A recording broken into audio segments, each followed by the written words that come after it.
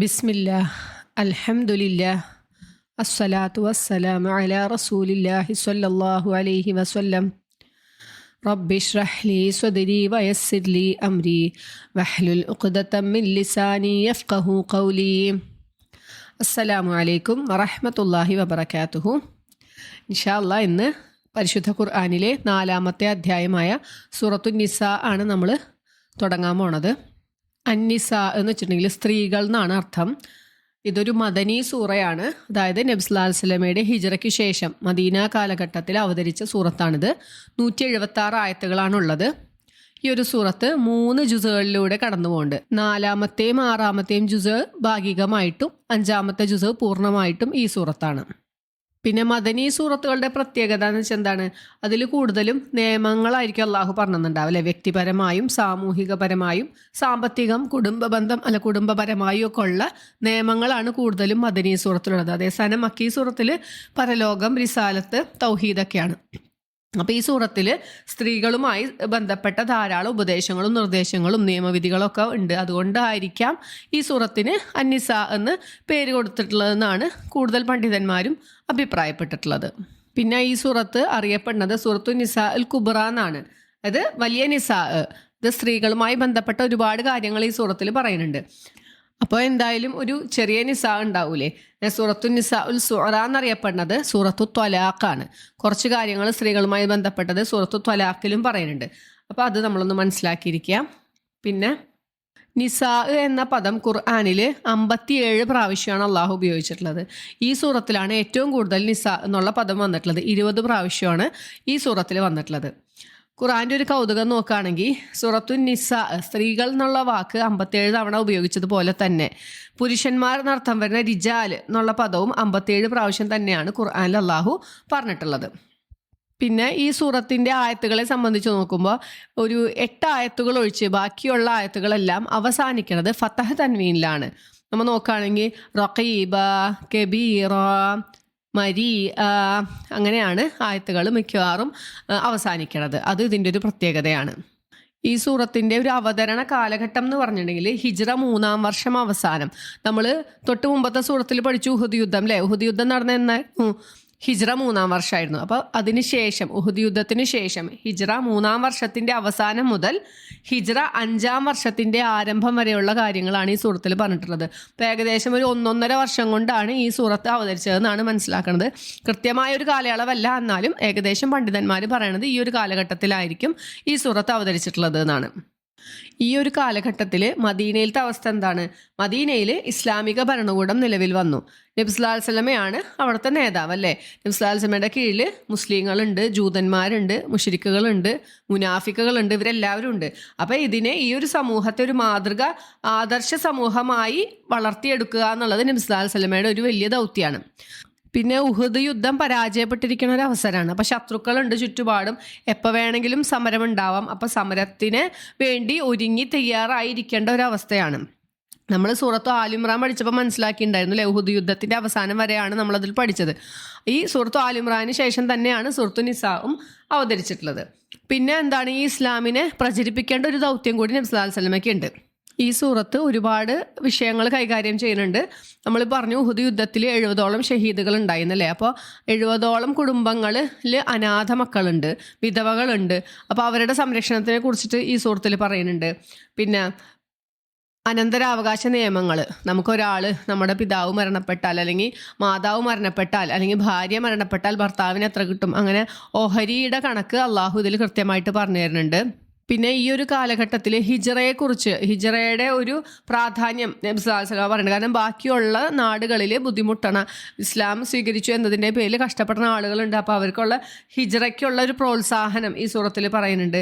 പിന്നെ ആളുകൾ കച്ചവടത്തിനും മറ്റുമായിട്ട് ദൂരയാത്ര പോയി തുടങ്ങിയ ഒരു അവസരമൊക്കെയാണ്. അപ്പോൾ അതിൽ വുളു ചെയ്യേണ്ടത് എങ്ങനെയാണ്, തയമ്മം ചെയ്യേണ്ട രീതി, പിന്നെ നമസ്കാരം ചുരുക്കി എങ്ങനെ നമസ്കരിക്കാം, പിന്നെ യുദ്ധത്തിൻ്റെ സമയത്ത് എങ്ങനെയാണ് നമസ്കാരം, സ്വലാത്തുൽ ഖൗഫ് അതെങ്ങനെയാണ്, അബദ്ധത്തിൽ നമ്മൾ ഒരാളെ കൊലപ്പെടുത്തിയുള്ള വിധി എന്താണ്, അല്ലെങ്കിൽ മനഃപൂർവ്വം കൊലപ്പെടുത്തിയുള്ള വിധി എന്താണ്, പിന്നെ ഈസാ നബി അലൈഹി ഇസ്ലാമിനെ കുറിച്ച് പറയുന്നുണ്ട്.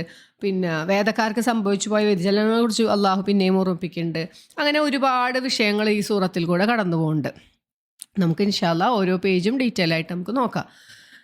അപ്പോൾ നമുക്ക് തുടങ്ങാം സൂറത്ത്. അഊദു ബില്ലാഹി മിനശ് ശൈത്വാനിർ റജീം.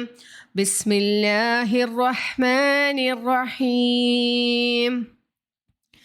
يا أيها الناس اتقوا ربكم الذي خلقكم من نفس واحدة وخلق منها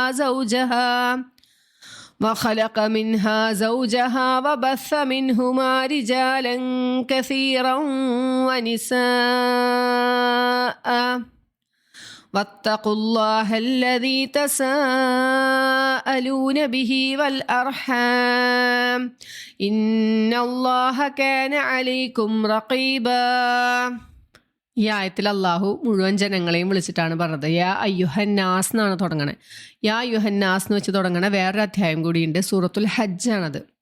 യാ അയ്യുഹ വെച്ച് തുടങ്ങണ ഒരുപാട് സൂറത്തുകളുണ്ടല്ലേ. യാ അയ്യുഹല്ലദീന ആമനു, യാ അയ്യുഹൻ നബിയു, യാ അയ്യുഹൽ മുദ്ദസ്സിർ, യാ അയ്യുഹൽ മുദ്ദസ്സിർ, അങ്ങനെ ഒരുപാട് സൂറത്തുകളുണ്ട്. അപ്പോൾ നമ്മൾ മനസ്സിലാക്കിയിരിക്കുക, യാ അയ്യുഹൻ നാസ് വെച്ച് തുടങ്ങണ 2 സൂറത്തുകളാണ് ഉള്ളത്, സൂറത്തുൽ നിസാഉം സൂറത്തുൽ ഹജ്ജും. അപ്പോൾ അള്ളാഹു മുഴുവൻ ജനങ്ങളെയും വിളിച്ച് പറയുകയാണ്, എന്താണ്, നിങ്ങളുടെ രക്ഷിതാവിനെ നിങ്ങൾ സൂക്ഷിക്കുക. എങ്ങനെയുള്ള രക്ഷിതാവാണ്? നിങ്ങളെ സൃഷ്ടിച്ച, ഒരേ ഒരു ആത്മാവിൽ നിന്നും നിങ്ങളെ സൃഷ്ടിച്ച നിങ്ങളുടെ രക്ഷിതാവിനെ നിങ്ങൾ സൂക്ഷിക്കണം. പിന്നെ പറഞ്ഞു, നിങ്ങളെ മാത്രമല്ല സൃഷ്ടിച്ചത്, അതിൽ നിന്നു തന്നെ നിങ്ങളുടെ ഇണയെയും സൃഷ്ടിച്ചു. എന്നിട്ട് പിന്നെ ഈ 2 പേരിൽ നിന്നുമായിട്ട് ഒരുപാട് പുരുഷന്മാരെയും സ്ത്രീകളെയും വ്യാപിപ്പിക്കുകയും ചെയ്തു അല്ലേ. നമ്മൾ ഈ ലോകം എങ്ങനെ ഉണ്ടായത്? ആദം നബി അലൈഹി ഇസ്ലാമിനെ അള്ളാഹു ഉണ്ടാക്കി, പിന്നീട് ഇണയായ ഹവ്വാ ബീവിനെ ഉണ്ടാക്കി. അവരിൽ നിന്നുമാണ് ഈ കണ്ട പുരുഷന്മാരും സ്ത്രീകളെയൊക്കെ അള്ളാഹു വ്യാപിപ്പിച്ചത്. അതാണ് അള്ളാഹു ആദ്യം തന്നെ പറയണത്. പിന്നെയും പറഞ്ഞു, നിങ്ങൾ അള്ളാഹുവിനെ സൂക്ഷിക്കുക. എന്താണ്, എങ്ങനെയുള്ള അള്ളാഹുവിനെ? നിങ്ങൾ പരസ്പരം ചോദിച്ചു കൊണ്ടിരിക്കുന്ന അള്ളാഹുവിനെ. നമ്മൾ അള്ളാഹുവിൻ്റെ വിഷയത്തിൽ എന്ത് കാര്യം പറയുമ്പോഴും നമ്മൾ ചിലപ്പോൾ പറയുമല്ലേ, പടച്ചോനെ ഓർത്തിട്ടാ ഒന്ന് ചെയ്യ്, അല്ലെങ്കിൽ അള്ളാഹുവിനെ ഓർത്തിട്ട് നിങ്ങൾ, അല്ലെങ്കിൽ ദൈവത്തെ ഓർത്തിട്ട് നിങ്ങളത് എനിക്കൊന്ന് ചെയ്തു തരണം, അല്ലെങ്കിൽ നിങ്ങളത് ചെയ്യല്ലേ എന്നൊക്കെ നമ്മൾ പറയുമല്ലേ. അപ്പം നിങ്ങൾ പരസ്പരം ചോദിച്ചു കൊണ്ടിരിക്കുന്ന അള്ളാഹുവിനെ നിങ്ങൾ സൂക്ഷിക്കുക. അതുപോലെ തന്നെ അള്ളാഹുവിനോട് ചേർത്ത് വെച്ചുകൊണ്ട് അള്ളാഹു പറയാണ്, നിങ്ങളുടെ കുടുംബ ബന്ധത്തെയും, കുടുംബബന്ധം എന്ന് വെച്ചാൽ രക്തബന്ധമാണ് ഇവിടെ അള്ളാഹു ഉദ്ദേശിക്കുന്നത്. അർഹാം എന്ന് വെച്ചിട്ടുണ്ടെങ്കിൽ ഗർഭാശയം നടത്തുന്നുണ്ട്. അപ്പോൾ കുടുംബ ബന്ധത്തെയും അങ്ങനെയാണ് പറയണത്, അർഹാം. അപ്പോൾ നിങ്ങളുടെ രക്തബന്ധത്തെയും നിങ്ങൾ സൂക്ഷിച്ചു കൊള്ളുക. അത് വെറുമൊരു ഉപദേശമായിട്ടല്ല അള്ളാഹു പറയണം. എന്നിട്ട് അള്ളാഹു പറയുന്നത് ഇന്നല്ലാഹ കാന അലൈക്കും റഖീബ എന്നാണ്.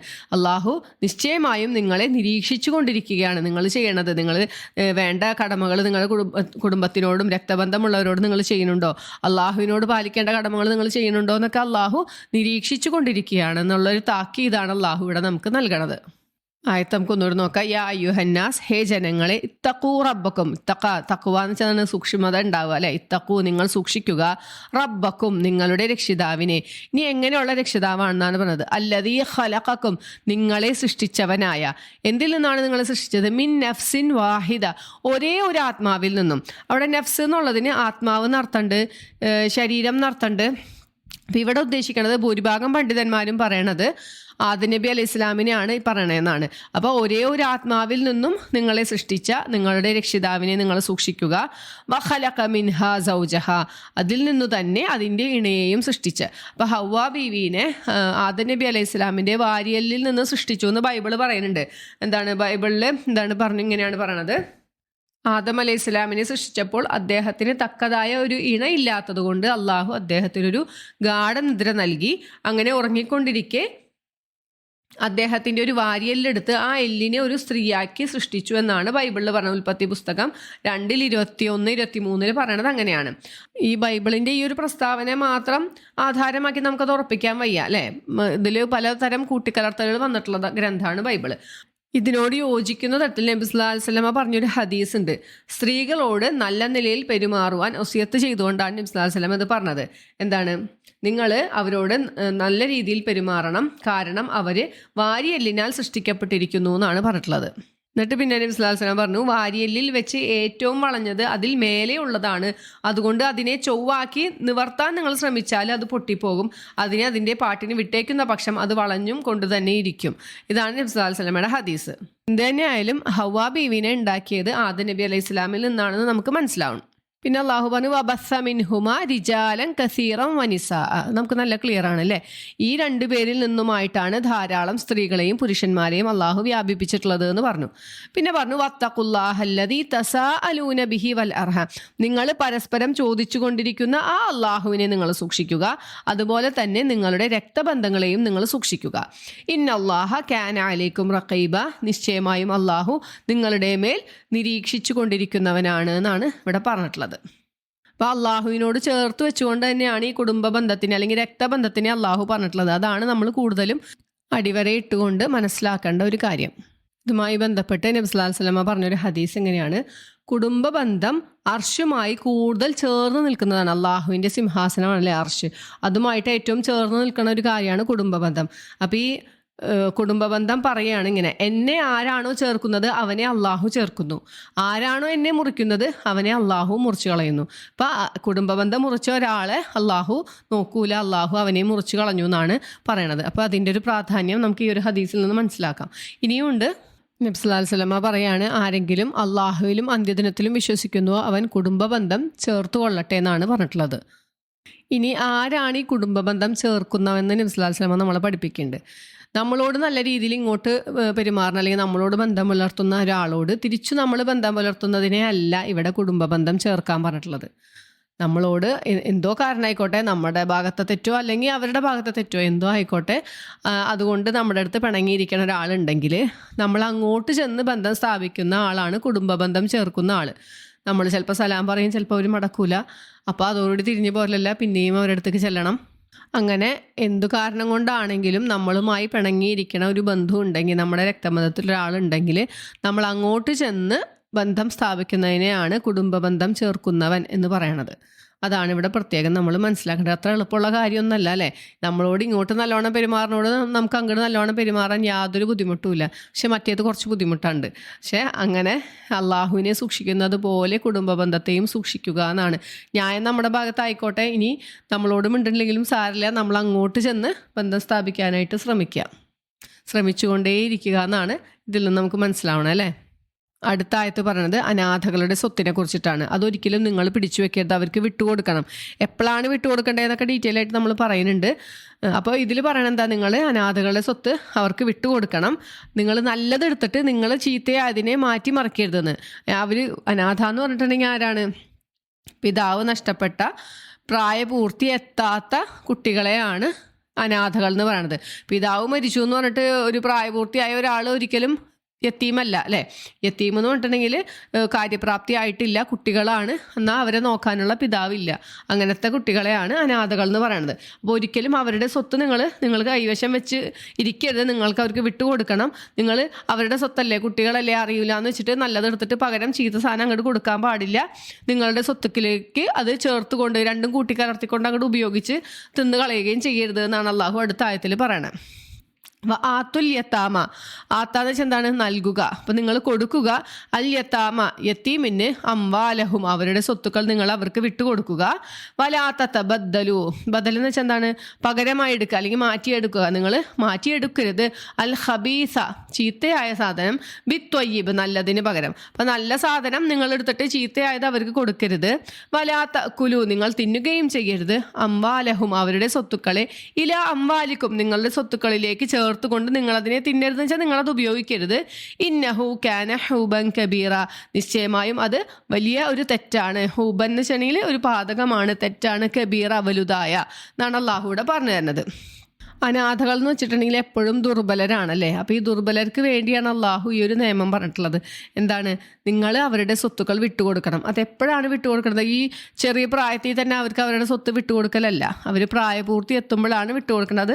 6-ാമത്തെ ആയത്തിൽ വിശദമായിട്ട് അള്ളാഹു നമുക്ക് പറഞ്ഞു തരുന്നുണ്ട്. അപ്പോൾ ഒരു യത്തീം എന്ന് വെച്ചിട്ടുണ്ടെങ്കിൽ നമ്മൾ ഇന്ന് കാണുന്ന പോലെ യത്തീം ഖാനകളല്ല ഒരിക്കലും ഇസ്ലാം പ്രോത്സാഹിപ്പിച്ചിട്ടില്ല.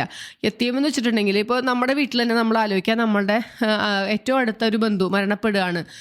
30-35 വയസ്സുള്ള ഒരാൾ മരണപ്പെട്ടാൽ നമുക്ക് സ്വാഭാവികമായിട്ട് അറിയാം അവരുടെ കുട്ടികളുണ്ട്, ഭാര്യയുണ്ട്, അവരുടെ സംരക്ഷണം ഏറ്റവും വലിയ. അവിടെ പിന്നെ വരുന്നൊരു ചോദ്യം, അപ്പോൾ ഇവരെ സംരക്ഷിക്കുന്നത് എപ്പോഴും ആരായിരിക്കും? ഈ മരണപ്പെട്ട ആളുടെ മാതാപിതാക്കളോ, ഇനി അവരില്ലെങ്കിൽ ഈ മരണപ്പെട്ട ആളുടെ സഹോദരങ്ങളോ ആയിരിക്കും ഈ കുട്ടികളെ സംരക്ഷിക്കുന്നുണ്ടാവുക. അപ്പോൾ ഇവരുടെ സ്വത്ത് എന്ത് ചെയ്യും? ഇവരുടെ കൂട്ടത്തിൽ നമ്മൾ എടുക്കും അല്ലേ? അപ്പോൾ ആ സ്വത്തിനെ കുറിച്ചിട്ടാണ് അള്ളാഹു പറയുന്നത്, അവരുടെ സ്വത്ത് നിങ്ങൾ നല്ലതിന് പകരം ചീത്ത എടുക്കരുത്. അപ്പോൾ നമ്മളൊരു വിചാരിക്കുക, ഇവർ കച്ചവടം നടത്തണ ഒരു സഹോദരങ്ങളാണ്, ഒരേ കച്ചവടമാണ് രണ്ടുപേരും നടത്തണമെന്നൊക്കെയാണ്. അപ്പോൾ ഈ ഒരു സഹോദരൻ മരണപ്പെടുകയാണ്. അപ്പോൾ മരണപ്പെട്ട് കഴിയുമ്പോൾ ഇയാളുടെ സ്വത്തും ഈ സഹോദരൻ തന്നെയാണ് കൈകാര്യം ചെയ്യണത്. അപ്പോൾ എന്ത് ചെയ്തു? നല്ല ക്വാളിറ്റിയുള്ള സാധനങ്ങളൊക്കെ നമ്മൾ എടുത്തിട്ട് ചീത്ത സാധനങ്ങളൊക്കെ അവിടെ കൊണ്ടുവച്ച് അങ്ങനെ മാറ്റി മറിക്കരുതെന്ന്.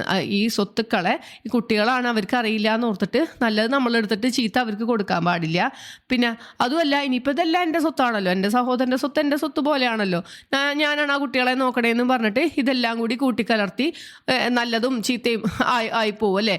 ഇതുവരെ നമ്മുടെ ഉണ്ടായിരുന്നത് ഒരു നല്ല സമ്പാദ്യമാണ്, ഇനി ആ മരണപ്പെട്ട സഹോദരൻ്റെ സമ്പാദ്യം നമ്മളിലോട് ചേർത്താൽ എന്തായി? ഇതും ചീത്തയായിപ്പോയി അല്ലേ, നമുക്ക് അർഹതപ്പെടാത്തതായിപ്പോയി. അപ്പോൾ അങ്ങനെ കൂട്ടിക്കലർത്തി നിങ്ങൾ ഉപയോഗിക്കാൻ പാടില്ല. അവർക്ക് ഒരു പ്രായപൂർത്തിയാകുമ്പോൾ വിട്ടുകൊടുക്കണം എന്നാണ് അള്ളാഹു പറയണത്. അത് വലിയൊരു തെറ്റാണെന്ന് അള്ളാഹു നമുക്കിവിടെ പറഞ്ഞു തരാണ്. അടുത്ത ആയത്തിൽ അള്ളാഹു പറഞ്ഞത്, നിങ്ങൾ അനാഥകളുടെ കാര്യത്തിൽ നീതി പാലിക്കാൻ നിങ്ങൾക്ക് കഴിയില്ല എന്ന് നിങ്ങൾക്ക് തോന്നുകയാണെങ്കിൽ, നിങ്ങൾക്ക് അങ്ങനെ ഒരു ഭയം ഉണ്ടെങ്കിൽ, നിങ്ങൾ അനാഥകളല്ലാത്ത മറ്റു സ്ത്രീകളിൽ നിന്നും 2, 3, 4 പേരെ നിങ്ങൾ വിവാഹം കഴിച്ചോളാനാണ് അള്ളാഹു പറയണത്. ഇനി നിങ്ങൾക്ക് ഈ 2, 3 പേരിൽ നീതി പാലിക്കാൻ നിങ്ങൾക്ക് പറ്റൂലെങ്കിൽ, അങ്ങനെ നിങ്ങൾക്ക് പേടിയുണ്ടെങ്കിൽ നിങ്ങൾ ഒരാളെ മാത്രം വിവാഹം കഴിക്കുക. അല്ലെങ്കിൽ നിങ്ങളുടെ വലങ്കൈ ഉടമപ്പെടുത്തിയ അടിമകളുണ്ടല്ലോ, ആ അടിമകളെ സ്വീകരിച്ചു കൊള്ളുക എന്നാണ് അള്ളാഹു പറയുന്നത്. നിങ്ങൾ തെറ്റിപ്പോവാണ്ടിരിക്കാൻ, നിങ്ങൾ ക്രമം തെറ്റിപ്പോകാതിരിക്കാൻ കൂടുതൽ യോജിച്ച കാര്യം ഇതാണെന്ന് അള്ളാഹു പറഞ്ഞുതരാണ്. അപ്പോൾ ഈ ഒരു ആയത്തിനെ സംബന്ധിച്ച് 2-3 അഭിപ്രായങ്ങളുണ്ട്. ഒന്നാമത്തെ അഭിപ്രായം ആയിഷ റളിയല്ലാഹു അൻഹയുടെയാണ്.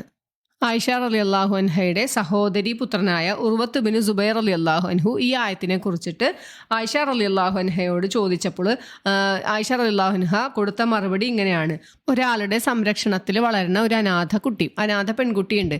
ആ കുട്ടി ചിലപ്പോൾ നല്ല സൗന്ദര്യമുള്ളവളാവാം, ഒരുപാട് സമ്പത്തുള്ളവളാവാം അല്ലേ? അനാഥ എന്ന് വെച്ചാൽ എപ്പോഴും ദരിദ്രരാവണമെന്നില്ല, സാമ്പത്തികമായി പാവപ്പെട്ട ഒരാളായിരിക്കണമെന്നില്ല അനാഥ അല്ലേ? ഒരുപാട് സ്വത്തുള്ള ഒരു വാപ്പ മരണപ്പെട്ടാൽ ആ കുട്ടികൾക്ക് ഒരുപാട് സ്വത്തുണ്ട്. അപ്പോൾ ഈ സ്വത്ത് കണ്ടുകൊണ്ട്, അല്ലെങ്കിൽ ഈ കുട്ടിയുടെ സൗന്ദര്യം കണ്ടുകൊണ്ട് അതിനെ ചൂഷണം ചെയ്യാനായിട്ട്, എന്നാൽ പിന്നെ എൻ്റെ സംരക്ഷണത്തിൽ വളരുന്ന കുട്ടിയല്ലേ, ഇനി പുറത്തൊരാൾ അന്വേഷിക്കേണ്ട, ഞാൻ തന്നെ കല്യാണം കഴിച്ചോളാം എന്ന് വിചാരിക്കും ചിലർ. അപ്പം അങ്ങനെയുള്ള ആളുകളെ കുറിച്ചിട്ടാണ് പറയണത്.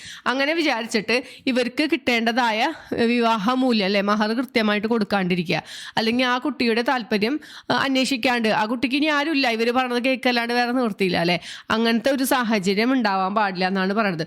ഒരു അനാഥ പെണ്ണിൻ്റെ കാര്യത്തിലാണ് ഈ ഒരു ആയത്ത് അവതരിച്ചിട്ടുള്ളത്. അവൾക്ക് ഒരുപാട് ധനം ഉണ്ടായിരിക്കാം, അല്ലെങ്കിൽ സൗന്ദര്യം ഉണ്ടായിരിക്കാം.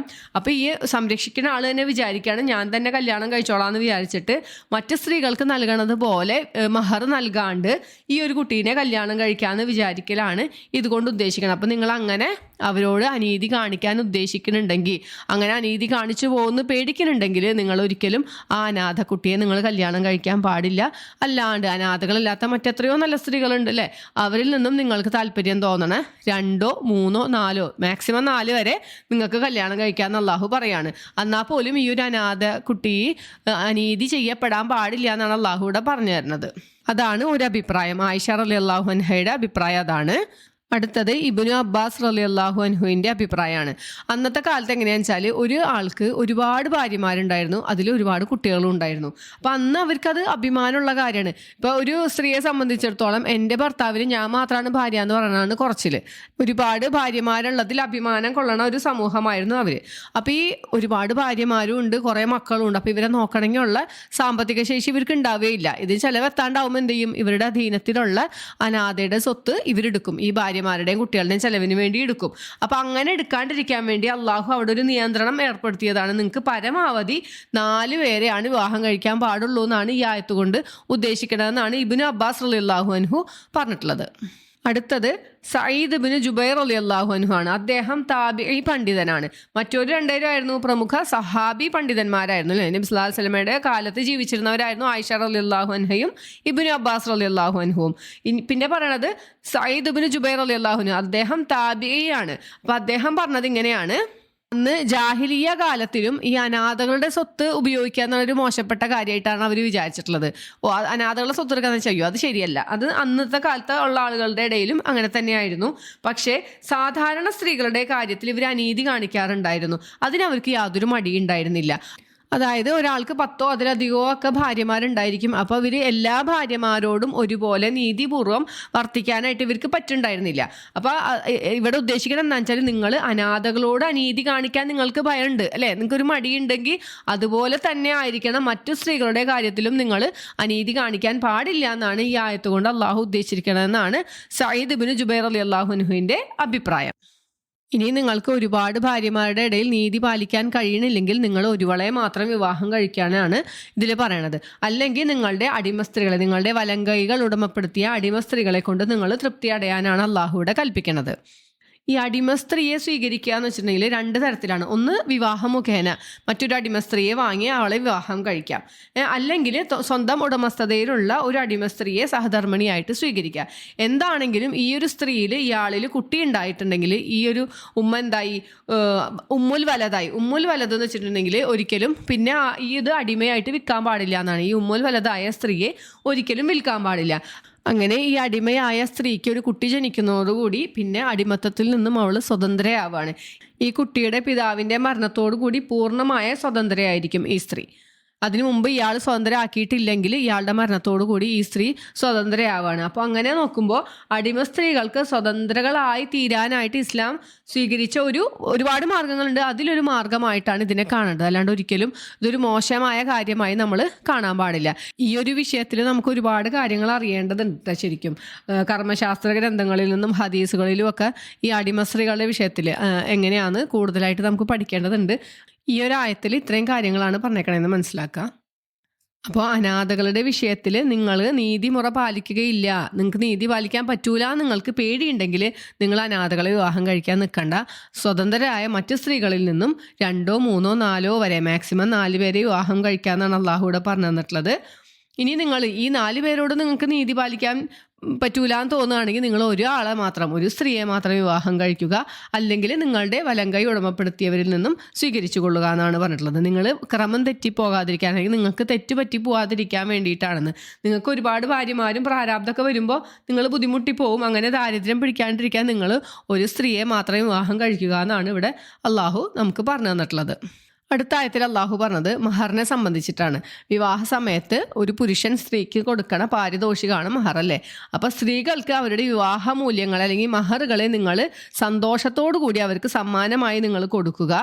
ഇനി ഈ സ്ത്രീകൾക്ക് തൃപ്തിപ്പെട്ട് അവർ നിങ്ങൾക്ക് തിരിച്ചു തരാണ്, ഇനി എന്തെങ്കിലും ഒരു ബുദ്ധിമുട്ട് വന്നാൽ നിങ്ങളത് എടുത്തോ എന്ന് പറഞ്ഞ് ഈ സ്ത്രീകൾ തൃപ്തിപ്പെട്ട് നിങ്ങൾക്ക് തന്നാൽ നിങ്ങൾക്ക് അത് ഉപയോഗിക്കണതിന് തെറ്റൂല്ല എന്നാണ് അള്ളാഹു അടുത്ത ആയത്തിൽ പറയണത്. ആത്താന്ന് വെച്ചാൽ കൊടുക്കുക, അന്നിസ സ്ത്രീകൾക്ക് സ്വദുഖാത്തിഹിന്ന, സ്വദുഖാത്ത് എന്ന് വെച്ചിട്ടുണ്ടെങ്കിൽ മഹറുകളാണ് ഉദ്ദേശിക്കുന്നത്. നിങ്ങൾ അവർക്ക് അവരുടെ മഹറുകൾ നിങ്ങൾ കൊടുക്കുക. എങ്ങനെയാണ് നിങ്ങൾ ഇവർക്ക് ഇത് കൊടുക്കേണ്ടത്? നിഹ്ല എന്നാണ് പറഞ്ഞത്, ഇഷ്ടദാനമായി. നിങ്ങൾ വളരെ സന്തോഷത്തോടു കൂടി തൃപ്തിപ്പെട്ടുകൊണ്ട് ഈ സ്ത്രീകൾക്ക് അവരുടെ മഹറുകൾ നിങ്ങൾ കൊടുക്കുക. ഫഇൻ ടിബിനലക്കും അൻ ഷെയ്ഇം മിൻഹു നഫ്സൻ, അതായത് ഇതിൽ നിന്നും അവർ മനസ്സറിഞ്ഞുകൊണ്ട് നിങ്ങൾക്ക് വല്ലതും നൽകിയാൽ ഫകുലൂഹു, എന്നാൽ നിങ്ങളത് തിന്നുകൊള്ളുവിൻ. ഹനീഅം മരിഅ, ഹനി എന്ന് വെച്ചാൽ സന്തോഷപൂർവ്വം, മരിഅ സുഖകരമായി. നമ്മളിത് ഒരിക്കലും പലിശ പോലെയല്ല മഹർ എന്നാണ് ഇവിടെ പറയണത്. പലിശ എന്ന് വെച്ചിട്ട് ഒരാൾ സന്തോഷത്തോടു കൂടി പലിശ കൊണ്ടുവന്ന് തന്നാലും നമുക്ക് കഴിക്കാൻ പാടില്ല അല്ലേ, നമുക്കത് ഹറാമാണ്. മഹർ പക്ഷേ അങ്ങനെയല്ല. ഇവർ സ്ത്രീകൾ തൃപ്തിപ്പെട്ടുകൊണ്ട് അവർ അതിൽ നിന്നും എന്തെങ്കിലും നമുക്ക് തന്നാൽ അത് നമുക്ക് ഉപയോഗിക്കാം, പുരുഷന് ഉപയോഗിക്കാം എന്നാണ് അള്ളാഹു ഇവിടെ പഠിപ്പിക്കുന്നത്. അപ്പോൾ ഈ ഒരു ആയത്തിൽ അള്ളാഹു പഠിപ്പിക്കുന്നത് ഈ സ്ത്രീകളുടെ മഹറിൻ്റെ അവകാശമാണ് അല്ലേ. ചില സ്ഥലങ്ങളിൽ എങ്ങനെയാണെന്ന് വെച്ചാൽ ഈ മഹർ എന്ന് വെച്ചിട്ടുണ്ടെങ്കിൽ പെൺകുട്ടിയുടെ പിതാവിനുള്ളതെന്നാണ് ചിലവർ പറയുക. അത് വാപ്പ അങ്ങോട്ട് എടുക്കും. വാപ്പാക്കും ഉള്ളതല്ല, ഈ ഭർത്താവിനുള്ളതല്ല. ഭർത്താക്കന്മാർ ചിലപ്പോൾ ആളുകളുടെ മുമ്പിൽ കാണിക്കാൻ മഹറൊക്കെ കൊടുക്കും. അത് കഴിയുമ്പോൾ അവരുടെ ആവശ്യത്തിന് അങ്ങോട്ട് എടുത്തുണ്ടാവും. പ്രത്യേകിച്ച് ചോദ്യവും പറച്ചിലൊന്നുമില്ല അല്ലേ. അങ്ങനെയും പാടില്ല. ഈ മഹർ എത്ര അധികമാണെങ്കിലും എത്ര കുറച്ചാണെങ്കിലും അത് സ്ത്രീയുടെ മാത്രം അവകാശമാണ്, ആ സ്ത്രീയുടെ സ്വത്താണെന്നാണ് അള്ളാഹു ഇവിടെ പഠിപ്പിക്കുന്നത്. ഇനി അടുത്ത ആയത്തിൽ പറയണത് എന്താണെന്ന് വെച്ചാൽ, നമ്മൾ രണ്ടാമത്തെ ആയത്തിൽ പറഞ്ഞു അനാഥകൾക്ക് അവരുടെ സ്വത്തുക്കൾ വിട്ടുകൊടുക്കണം എന്ന് പറഞ്ഞു അല്ലേ. അതിൻ്റെ ഒരു വിശദീകരണമാണ് ഇനി വരുന്ന രണ്ടായത്തുകൾ. ഇതിൽ പറഞ്ഞ എന്താണ്, വലാ തുസുഫഹ, നിങ്ങൾ സുഫഹ എന്ന് വെച്ചാൽ എന്താണ്, വിഡ്ഢികൾ അല്ലെങ്കിൽ ബോഷന്മാരെന്നൊക്കെ പറയും. അല്ലെങ്കിൽ അത്ര പക്വത ഇല്ലാത്ത ആളുകൾക്ക് നിങ്ങൾ അവരുടെ സ്വത്തുക്കൾ വിട്ടുകൊടുക്കരുത്. അംവാലക്കും, നിങ്ങളുടെ സ്വത്തുക്കൾ എന്ന് പറയാൻ കാരണം എന്താണ്, നമ്മളുടെ അധീനത്തിലാണ് ഈ അനാഥകളുടെ സ്വത്തിരിക്കണം അല്ലേ. അപ്പം അത് അവർക്ക് നിങ്ങൾ വിട്ടുകൊടുക്കരുത്. അല്ലത്തി ജഅലല്ലാഹു ലക്കും, നിങ്ങൾക്ക് അള്ളാഹു ആക്കിയിട്ടുള്ളതായ, ഖിയാമൻ ഒരു നിലനിൽപ്പാക്കിയിട്ടുള്ളതായ നിങ്ങളുടെ സ്വത്തുക്കൾ നിങ്ങൾ ആ ബോഷന്മാർക്ക് വിട്ടുകൊടുക്കരുത്. വർസുഖൂഹും, നിങ്ങൾ അവർക്ക് ഉപജീവനം നൽകുക. ഫീഹ, അതിൽ നിന്നും, ഈ അവരുടെ സ്വത്തുക്കളിൽ നിന്നും നിങ്ങൾ അവർക്ക് ഉപജീവനം നൽകുക. വക്സൂഹും, നിങ്ങൾ അവർക്ക് വസ്ത്രം നൽകുക. വഖൂലു, നിങ്ങൾ പറയുകയും ചെയ്യുക. ലഹും, അവരോട് ഖൗലൻ മഅറൂഫ, മര്യാദപ്പെട്ട വാക്ക് പറയുകയും ചെയ്യുക എന്നാണ് ഈ ആയത്തിൽ അള്ളാഹു പറയണത്. ഇവിടെ അള്ളാഹു ആ അനാഥകളുടെ സ്വത്തിനെ എങ്ങനെയാണ് പറഞ്ഞേക്കണത്, അംവാലക്കും എന്നാണ്, നിങ്ങളുടെ സ്വത്തുക്കൾ എന്ന് പറഞ്ഞത്. അതായത് നമ്മളുടെ സ്വത്തുക്കൾ നമ്മൾ എങ്ങനെയാണ് സംരക്ഷിക്കുന്നത്, അതുപോലെ തന്നെയാണ് ഈ അനാഥകളുടെ സ്വത്തുക്കൾ എന്നാണ് അതിൽ നമുക്ക് മനസ്സിലാവണം അല്ലേ. ഒരിക്കലും ഒരു അനാഥയായ കുട്ടി അല്ലെങ്കിൽ പ്രായപൂർത്തി എത്തി എന്നിട്ടും പക്ഷെ അവന് കാര്യപ്രാപ്തിയൊന്നും വന്നിട്ടില്ല, അല്ലെങ്കിൽ എന്തെങ്കിലും ബുദ്ധിമാന്യമുള്ള കുട്ടിയാണ് അല്ലെങ്കിൽ ഭ്രാന്തുള്ള കുട്ടിയാണ്, അതിനുള്ള പക്വത അവനായിട്ടില്ലെങ്കിൽ ഒരിക്കലും അവരുടെ സ്വത്തല്ല എന്തെങ്കിലും കാണിച്ചോട്ടെ എന്ന് പറഞ്ഞിട്ട് അവർക്ക് അങ്ങോട്ട് ഇട്ട് കൊടുക്കാൻ പാടില്ല എന്നാണ് അള്ളാഹു പറയണത്. അവരുടെ ആ സ്വത്തിനെ നിങ്ങൾക്ക് പരിപോഷിപ്പിക്കാം. ഇപ്പോൾ ഒരാൾ മരണപ്പെടുമ്പോൾ ഒരു 10 ലക്ഷം രൂപ ഉണ്ടെന്ന് വിചാരിക്കുക. ആ 10 ലക്ഷം നേരെ കൊണ്ട് ബാങ്കിൽ വെച്ച് ഈ കുട്ടി വലുതായി പ്രായപൂർത്തി എത്തിയുമ്പോൾ ഈ 10 ലക്ഷം തന്നെ അങ്ങോട്ട് കൊടുക്കൽ അതിൽ തെറ്റില്ല. പക്ഷേ അതിനേലും നല്ലത് നിങ്ങൾ അതിനെ പരിപോഷിപ്പിക്കുക എന്നാണ്, അതിനെ വളർത്തി കൊടുക്കുക. കാരണം ഒരു കുട്ടി പ്രായപൂർത്തിയായി വരുമ്പോഴത്തേനും ഈ പൈസയുടെ മൂല്യമൊക്കെ കുറഞ്ഞിട്ടുണ്ടാവും അല്ലേ, വളരെ താന്നിട്ടുണ്ടാവും. അപ്പം നിങ്ങൾ ആ സ്വത്ത് നിങ്ങളുടേതുപോലെ സംരക്ഷിച്ച് വലുതാക്കി അതിൽ നിന്നും നിങ്ങളൊന്നും കൈപ്പറ്റാതെ അവർക്ക് കൊടുക്കുക എന്നാണ് ഇതിൽ നിന്ന് മനസ്സിലാവണം അല്ലേ. അപ്പോൾ ഈ ഒരു സ്വത്തിനെ നമ്മൾ എന്തെങ്കിലും ബിസിനസ്സൊക്കെ ചെയ്ത് അതിൽ നിന്ന് ലാഭം ഉണ്ടാക്കി ആ പൈസയിൽ നിന്ന് ഈ കുട്ടികൾക്ക് ഭക്ഷണം കൊടുക്കുക, ഉപജീവനം കൊടുക്കുക, വസ്ത്രം കൊടുക്കുക, അതൊക്കെ നിങ്ങൾ ചെയ്യേണ്ടതാണ്. ഇനി ഈ കുട്ടികൾ ചിലപ്പോൾ അത്ര പക്വതയൊന്നും ഉണ്ടാവില്ല അല്ലേ, നിങ്ങളോട് ചിലപ്പോൾ തട്ടിക്കയറാനൊക്കെ വരും. എൻ്റെ വാപ്പാൻ്റെ സ്വത്തല്ലേ, അത് ഞങ്ങൾക്ക് തന്നൂടെ, അതെന്താ അങ്ങനെ ചെയ്യണേ എന്നൊക്കെ ചിലപ്പോൾ പറഞ്ഞെന്ന് വരും. പക്ഷേ അപ്പോൾ നിങ്ങൾ അവരോട് ഏറ്റവും നല്ല രീതിയിൽ അവരോട് മര്യാദപൂർവ്വം സംസാരിക്കാനാണ് പറയണത്. ഈ ഖൗലൻ മഅറൂഫ എന്ന് പറഞ്ഞത് മര്യാദപ്പെട്ട വാക്ക് പറയണ്ടല്ലോ. അതെങ്ങനെയാണ്, നമ്മുടെ അധീനത്തിലൊരു അനാഥയായ കുട്ടി ഉണ്ടെങ്കിൽ അവരോട് ഒരിക്കലും അധികാരസ്വരത്തിലോ ഭയങ്കര ഗൗരവമായിട്ടോ പരുഷമായിട്ടോ ഒന്നും പെരുമാറാൻ പാടില്ല എന്ന് അള്ളാഹുവിടെ പറയാണ്. അവരോട് വളരെ സൗമ്യമായും സ്നേഹത്തോടു കൂടിയായിരിക്കണം നമ്മൾ പെരുമാറേണ്ടത്. പിന്നെ ഇനി എന്തെങ്കിലും വിഷയത്തിൽ അവർക്ക് അറിവില്ലാണ്ട് അവർ നമ്മളോട് കയർക്കാൻ വന്നാലും നമ്മൾ അവരോട് വളരെ മര്യാദപൂർവ്വം കാര്യങ്ങൾ പറഞ്ഞ് മനസ്സിലാക്കി കൊടുക്കണം എന്നാണ് അള്ളാഹു ഇവിടെ നമ്മളെ പഠിപ്പിക്കുന്നത്. അടുത്ത ആയത്തിൽ അള്ളാഹു പറയണമെന്ന് വെച്ചാൽ, നിങ്ങൾ അനാഥകളെ ഒന്ന് ടെസ്റ്റ് ചെയ്ത് നോക്കുക. അവർക്ക് കാര്യപ്രാപ്തി ഉണ്ടോ, ഇവർക്ക് ഈ സ്വത്ത് ഏൽപ്പിച്ചു കൊടുത്താൽ അത് നല്ല രീതിയിൽ കൈകാര്യം ചെയ്യാൻ പറ്റുമോ എന്നൊക്കെ നിങ്ങളൊന്ന് അവരെ ഒന്ന് പരീക്ഷിച്ച് നോക്കുക. ഇനി അവർക്ക് വിവാഹപ്രായം എത്തിയാൽ, അവരിൽ കാര്യബോധമൊക്കെ കണ്ടു കഴിഞ്ഞാൽ നിങ്ങൾ അവരുടെ സ്വത്തുക്കൾ അവർക്ക് ഏൽപ്പിച്ചു കൊടുക്കുക. നിങ്ങൾ ഒരിക്കലും അതിൽ നിന്നും ഈ കുട്ടികൾ വലുതായിക്കൊണ്ടിരിക്കണമെന്ന് വിചാരിച്ചിട്ട് അതിൽ നിന്നും വേഗം എടുത്ത് ചിലവാക്കി ധൃതിപ്പെട്ടുകൊണ്ടും അമിതമായും നിങ്ങൾ അതിൽ നിന്ന് ചിലവാക്കരുത്, നിങ്ങളത് ഉപയോഗിച്ച് തീർക്കരുത് എന്നാണ് അള്ളാഹു പറയണത്. ഇനി ആരെങ്കിലും ധനികനായ ഒരാളാണ് ഒരു യത്തീമിനെ സംരക്ഷിക്കണമെങ്കിൽ അവൻ എന്താ ചെയ്യേണ്ടത്, അവൻ്റെ സ്വത്തിൽ നിന്ന് തന്നെ ഈ കുട്ടിയെ പരിപാലിച്ച് വളർത്തുക. ഒരിക്കലും ആ അനാഥയുടെ സ്വത്ത് എടുക്കാണ്ട് ആ കുട്ടിയെ വളർത്തലാണ് ഏറ്റവും മാന്യമായ ഒരു കാര്യം. ഇനിയല്ല, ഈ കുട്ടീനെ സംരക്ഷിക്കുന്ന ആൾ ദരിദ്രരാണ്, അവർക്ക് തന്നെ അവിടെ കഴിക്കാൻ ഒന്നുമില്ല, ഭക്ഷണമില്ല, ജീവിക്കാൻ മാർഗ്ഗമില്ലെങ്കിൽ മര്യാദ പ്രകാരം അവൻ്റെ സ്വത്തിൽ നിന്നും അവർക്ക് ഉപയോഗിക്കാമെന്ന് അള്ളാഹു അവിടെ പറയാണ്. ഇനി അങ്ങനെ ഏൽപ്പിച്ചു കൊടുക്കുമ്പോൾ നിങ്ങൾ ഒരാളെ സാക്ഷി നിർത്തണം. വെറുതെ അങ്ങോട്ട് ഏൽപ്പിച്ചു കൊടുക്കല്ല. നിങ്ങളൊരു അനാഥയുടെ സ്വത്ത് നിങ്ങളുടെ വശമുണ്ട്, ഈ അനാഥ കുട്ടി പ്രായപൂർത്തിയായി കഴിഞ്ഞ് നമ്മൾ ഈ സ്വത്ത് ആ കുട്ടീനെ ഏൽപ്പിക്കുന്ന സമയത്ത് അതിന് സാക്ഷികൾ ഉണ്ടായിരിക്കണം എന്നാണ് അള്ളാഹു നമുക്ക് അടുത്ത ആയത്തിൽ പറഞ്ഞു തരുന്നത്. വബ്തലുൽ യതാമ, ഇബ്തല എന്ന് വെച്ചാൽ എന്താ, പരീക്ഷിക്കുക എന്നാണ്. അപ്പം നിങ്ങൾ ആ യത്തീമിനെ പരീക്ഷിക്കുക. ഹത്താ ഇദാ ബലഗു, അങ്ങനെ അവരെത്തിയാൽ, നിക്കാഹ വിവാഹത്തിങ്കലെത്തിയ വിവാഹപ്രായം എത്തിയാൽ, ഫഇൻ ആനസ്തും എന്നിട്ട് നിങ്ങൾ കണ്ടറിയുകയാണെങ്കിൽ, മിൻഹും അവരിൽ, റുഷ്ദ് എന്ന് വെച്ചാൽ തൻ്റെ ഇടം, അവർ സ്വന്തം കാര്യങ്ങളൊക്കെ ചെയ്യാനുള്ളൊരു പ്രാപ്തിയായി എന്ന് നിങ്ങൾ അവരെ പരീക്ഷിച്ചിട്ട് നിങ്ങൾക്ക് മനസ്സിലായാൽ, ഫദ്ഫഉ അപ്പോൾ നിങ്ങൾ കൊടുക്കുക, ഇലൈഹിം അവർക്ക്, അംവാലഹും അവരുടെ സ്വത്തുക്കളൊക്കെ നിങ്ങൾ അവർക്ക് ഏൽപ്പിച്ചു കൊടുക്കുക. വലാ തഅകുലൂഹ നിങ്ങൾ ഒരിക്കലും അതിനെ തിന്നു തീർക്കരുത്. ഇസ്രാഫൻ ഒരു അതിര് കവിച്ച, ഇസ്രാഫ് എന്ന് വെച്ചാൽ അതിര് കവിച്ചില്, നമ്മൾ ആവശ്യത്തിൽ കൂടുതൽ അതിൽ നിന്നെടുത്ത് നിങ്ങൾ ഉപയോഗിക്കരുത്. വബിദാറൻ ധൃതിപ്പെട്ടുകൊണ്ടും, അയ്യക്ബറു അവർ വലുതാകുന്നു എന്നതുകൊണ്ട് ഇപ്പം ഈ കുട്ടികളതേ വലുതായി വരികയാണ്. ഇപ്പോൾ ഒരു പ്രായപൂർത്തിയാവുമെന്ന് വിചാരിച്ചിട്ട് വേഗം ആ സ്വത്തിൽ നിന്ന് എടുത്ത് നിങ്ങൾ ഉപയോഗിച്ച് തീർക്കരുത്, അത് ദൂർത്ത് കാണിക്കരുത്, ധൃതിപ്പെട്ടുകൊണ്ട് അത് ഉപയോഗിച്ച് തീർക്കരുത് എന്നാണ് അള്ളാഹു പറയുന്നത്.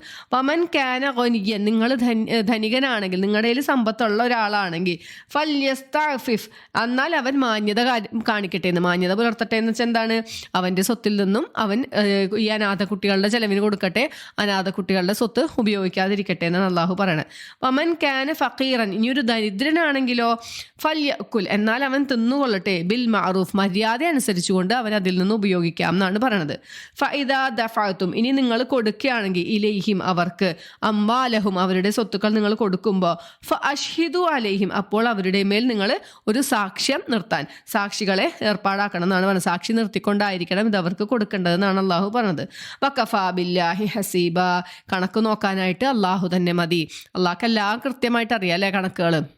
അപ്പം ഇതൊക്കെ നോക്കാൻ അള്ളാഹു തന്നെ മതി എന്നാണ് അള്ളാഹുവിടെ പറയണത്. എന്നിട്ടും അള്ളാഹുവിടെ സാക്ഷികളെ നിർത്തണം എന്ന് പറയുന്നത് എന്തിനാണ്? ഈ ധനം കൈകാര്യം ചെയ്യണ ആളുടെ നന്മയ്ക്ക് വേണ്ടിയിട്ടാണല്ലേ. പിന്നീട് ഒരു ആരോപണം ഉണ്ടായാൽ ഒരു തെളിവിന് വേണ്ടിയിട്ടാണ് ഈ സാക്ഷികളെ നിർത്താനായിട്ട് അള്ളാഹുവിടെ പറഞ്ഞു തരുന്നത്. ഇനി നബി സല്ലല്ലാഹു അലൈഹി വസല്ലമ ഒരിക്കൽ അബൂദർ റളിയല്ലാഹു അൻഹുവിനോട് പറഞ്ഞു. അദ്ദേഹം വളരെ ധനമോഹം തീരെ ഇല്ലാത്തൊരാളും ഭയങ്കര ശുദ്ധ മനസ്സ് ഉള്ള ഒരാളായിരുന്നു, ഒരു സ്വഹാബിയായിരുന്നു അബൂദർ റളിയല്ലാഹു അൻഹു. അപ്പോൾ അദ്ദേഹത്തോട് നബി സല്ലല്ലാഹു അലൈഹി വസല്ലമ പറഞ്ഞു, അബൂദറെ, ഞാൻ താങ്കളെ ഒരു ദുർബലനായി കാണുന്നു. ഞാൻ ഇഷ്ടപ്പെടുന്നതും തനിക്കും ഞാൻ ഇഷ്ടപ്പെടുന്നു. എനിക്ക് എന്തൊക്കെ ഇഷ്ടമുണ്ടോ അതൊക്കെ തനിക്കും ഉണ്ടാവാനായിട്ട് ഞാൻ ഇഷ്ടപ്പെടുന്നു എന്ന് നബി സല്ലല്ലാഹു അലൈഹി വസല്ലമ പറയാണ്. രണ്ടാളുടെ മേൽ താൻ അധികാരം ഏൽക്കരുത്. അതിലൊന്നും പറഞ്ഞത് അനാഥകളുടെ സ്വത്ത് താൻ ഏൽക്കരുതെന്ന്, കൈകാര്യം ചെയ്യാൻ എടുക്കരുത്. കാരണം അതിനുള്ള ഒരു പ്രാപ്തി അദ്ദേഹത്തിന് ഇല്ല, വളരെ ദുർബല മനസ്സ് ഉള്ള ഒരാളാണ്, വളരെ ശുദ്ധനാണ്. അപ്പോൾ ഒരിക്കലും അവരുടെ സ്വത്ത് ഏറ്റെടുക്കരുത്. മറ്റുള്ളവരുടെ, അന്യൻ്റെ സ്വത്തും കൈകാര്യം നടത്താനായിട്ട് താങ്കൾ ഏറ്റെടുക്കരുത് എന്നാണ് നബി സല്ലല്ലാഹു അലൈഹി വസല്ലമ അദ്ദേഹത്തോട് പറയണത്. ഒരിക്കലും ഒരു സ്വത്ത് കൈകാര്യം നടത്താനായിട്ട് സത്യസന്ധനായാൽ മാത്രം പോരാ, ആ സ്വത്ത് വേണ്ട രീതിയിൽ കൈകാര്യം ചെയ്യാനുള്ള ഒരു പ്രാപ്തിയും കൂടി ഉണ്ടായിരിക്കണം എന്ന് നബി സല്ലല്ലാഹു അലൈഹി വസല്ലമ ഈ സംഭവത്തിലൂടെ നമുക്ക് പറഞ്ഞു തരാണ്. അപ്പോൾ ഇത്രയേ ഉള്ളൂ ഈ ഒരു പേജിൽ. ആദ്യം അള്ളാഹു പറഞ്ഞെന്താണ്, നിങ്ങളെ സൃഷ്ടിച്ച നിങ്ങളുടെ രക്ഷിതാവിനെ നിങ്ങൾ സൂക്ഷിക്കുക. നിങ്ങൾ എങ്ങനെയാണ് സൃഷ്ടിച്ചത്? ഒരേ ഒരു ആത്മാവിൽ നിന്നാണ് സൃഷ്ടിച്ചത്. അതിൽ നിന്ന് തന്നെ നിങ്ങളുടെ ഇണയെയും സൃഷ്ടിച്ചു. അങ്ങനെ ആ രണ്ടുപേരിൽ നിന്നുമായിട്ട് ഈ കാണുന്ന ധാരാളം പുരുഷന്മാരെയും സ്ത്രീകളെയും അള്ളാഹു വ്യാപിപ്പിച്ചു എന്ന് പറഞ്ഞു. നിങ്ങൾ ഏതൊരു വിഷയത്തിലും എന്ത് പറയുമ്പോഴും എന്താണ്, അള്ളാഹുവിനെ കൊണ്ട് സത്യം ചെയ്യും അല്ലേ. അറബികളുടെ ഇടയിൽ അത് പ്രത്യേകിച്ചും ഉണ്ടായിരുന്നൊരു കാര്യമാണ്. എന്ത് പറയുമ്പോഴും അള്ളാഹി എന്ന് പറയും. അപ്പോൾ നിങ്ങൾ ഏതൊരു അള്ളാഹുവിനെ കുറിച്ചാണോ പരസ്പരം പറഞ്ഞുകൊണ്ടിരിക്കുന്നത് അല്ലെങ്കിൽ ചോദിച്ചു കൊണ്ടിരിക്കുന്നത്, സഅല എന്ന് വെച്ചാൽ ചോദിച്ചു എന്നാണ്, തസഅല എന്ന് വെച്ചാൽ പരസ്പരം ചോദിക്കുക എന്നാണ്. അപ്പം നിങ്ങൾ ഏതൊരു അള്ളാഹുവിനെ കുറിച്ചാണോ പരസ്പരം ചോദിച്ചു കൊണ്ടിരിക്കുന്നത് ആ അള്ളാഹുവിനെ നിങ്ങൾ സൂക്ഷിക്കുക. അതുപോലെ തന്നെ നിങ്ങളുടെ രക്തബന്ധങ്ങളെയും സൂക്ഷിക്കുക. രക്തബന്ധം എന്ന് ഇവിടെ ഉദ്ദേശിക്കണം എങ്ങനെയാണ്? ഇപ്പോൾ കുടുംബബന്ധം അല്ലെ, വിവാഹബന്ധം അതിൽ പെടൂല. രക്തബന്ധം എന്ന് പറയുന്നത് സ്വന്തം സഹോദരങ്ങൾ അല്ലെ, മാതാവ്, പിതാവിൻ്റെ സഹോദരങ്ങൾ, സഹോദരിമാർ, അതുപോലെ തന്നെ ഉമ്മാടെ സഹോദരന്മാരൊക്കെ അല്ലേ, അതൊക്കെയാണ് രക്തബന്ധം എന്ന് പറയുന്നത്. ഇപ്പോൾ ഒരു ഭാര്യയ്ക്കുള്ള രക്തബന്ധം ഉള്ള ആളുകളായിരിക്കില്ല ഭർത്താവിനുള്ളത് അല്ലേ. അപ്പോൾ ഒരിക്കലും വിവാഹബന്ധമല്ല ഇവിടെ ഉദ്ദേശിച്ചത്. രക്തബന്ധങ്ങളെയും നിങ്ങൾ സൂക്ഷിക്കുക. തീർച്ചയായിട്ടും അള്ളാഹു ഇതെല്ലാം നിരീക്ഷിച്ചു കൊണ്ടിരിക്കുകയാണ്. നിങ്ങൾ അള്ളാഹുവിനോടുള്ള കടമയും നിങ്ങളുടെ കുടുംബ ബന്ധം അല്ലെങ്കിൽ രക്തബന്ധമുള്ളവരോടുള്ള കടമയും കൃത്യമായി നിർവഹിക്കുന്നുണ്ടോ എന്ന് അള്ളാഹു നിരീക്ഷിച്ചു കൊണ്ടിരിക്കുക എന്ന് അള്ളാഹു അവിടെ നമ്മൾ ഓർമ്മിപ്പിച്ചു. പിന്നെ അള്ളാഹു പറഞ്ഞു, അനാഥകളുടെ സ്വത്തുക്കൾ നിങ്ങൾ അവർക്ക് വിട്ടുകൊടുക്കണം. ഒരിക്കലും നിങ്ങൾ നല്ല സ്വത്ത് നിങ്ങൾ എടുത്തിട്ട് ചീത്തയായതിനെ അവർക്ക് കൊടുക്കരുത്. പകരം നിങ്ങൾ മാറ്റിയെടുക്കാൻ പാടില്ല.